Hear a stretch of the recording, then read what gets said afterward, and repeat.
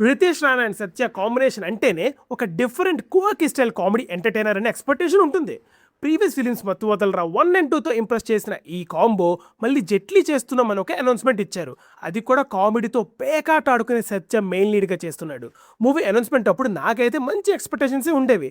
But అలా promotional content చూసి తగ్గుతూ వచ్చాయి. అండ్ ఆ స్క్రీన్ షాట్లు ఒక స్టేజ్ వరకు బాగానే ఉంటాయి, కానీ ఎంతసేపు అవే షేర్ చేసుకుని నవ్వాలంటే కష్టం కదా.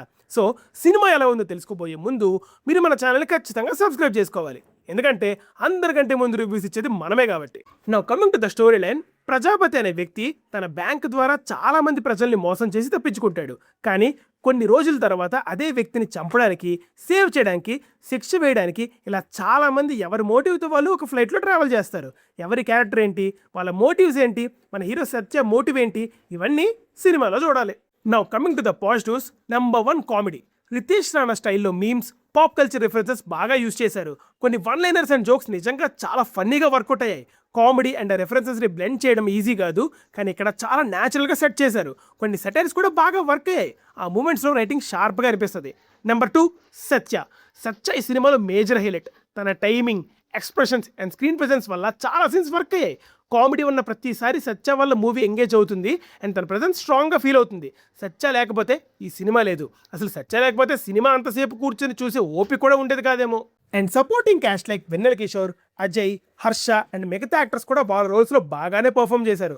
వాళ్ళ టైమింగ్ అండ్ వన్ లైనర్స్ కూడా కొన్ని ప్లేసెస్లో బాగా ల్యాండ్ అయ్యాయి అండ్ ఓవరాల్గా కామెడీకి సపోర్ట్ ఇచ్చాయి. Number 3 interesting screenplay choices. Story నరేషన్ని చాలా డిఫరెంట్గా ప్రజెంట్ చేయడానికి ట్రై చేశారు. లీనియర్గా కాకుండా కొన్ని వేరియేషన్స్తో, డిఫరెంట్ క్యారెక్టర్ పర్స్పెక్టివ్స్తో స్టోరీని చెప్పడానికి అటెంప్ట్ చేశారు.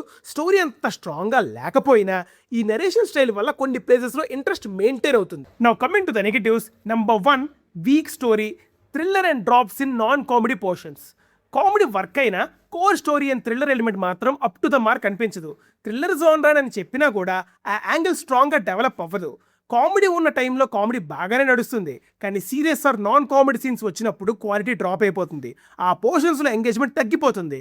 ఏమవుతుంది అనే ఎగ్జైట్మెంట్ కూడా బిల్డ్ అవ్వదు అనమాట. Number 2 second half weakness. First హాఫ్లో వర్క్ అయిన కామెడీ సెకండ్ హాఫ్లో అంత వర్క్ అవ్వదు. స్టోరీ ముందుకి ప్రోగ్రెస్ అవుతుంది, కానీ ఎక్కడ ఇంట్రెస్టింగ్గా అనిపించదు. No major twist. కామెడీ కూడా తగ్గిపోతుంది. సిచ్యువేషన్స్ అండ్ స్కోప్ ఉన్నా కూడా ఆ లెవెల్లో యూటిలైజ్ చేయలేదు. దానివల్ల సెకండ్ హాఫ్ చాలా నీరసంగా అనిపిస్తుంది. నెంబర్ 3 లో budget feel and technical limitations.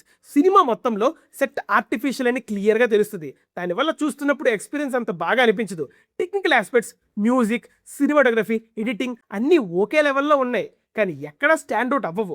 Jaitley ఒక ఫన్ ఐడియాతో స్టార్ట్ అయిన సినిమా కామెడీ, రైటింగ్, పర్ఫార్మెన్సెస్ వల్ల కొన్ని పార్ట్స్లో జెన్యూన్గా నవ్విస్తుంది, ఎస్పెషల్లీ ఫస్ట్ హాఫ్లో. కానీ స్టోరీ అండ్ థ్రిల్లర్ సైడ్లో స్ట్రాంగ్గా ఉండకపోవడం, సెకండ్ హాఫ్లో కామెడీ తగ్గడం వల్ల ఆ ఫన్ సస్టైన్ అవ్వదు. ఫైనల్గా Jaitley is an average film. బాగా వర్క్ అయ్యే పొటెన్షియల్ ఉన్న కాన్సెప్ట్, కానీ కంప్లీట్గా యూటిలైజ్ చేయలేదు అనిపిస్తుంది. సత్య అండ్ కామెడీ పోర్షన్స్ కోసం చూస్తే చూడొచ్చు. మళ్ళీ ఆఫ్టర్నూన్ గాయపడ్డ సింహం రివ్యూతో కలుద్దాం. Until then signing off. Team movies for you.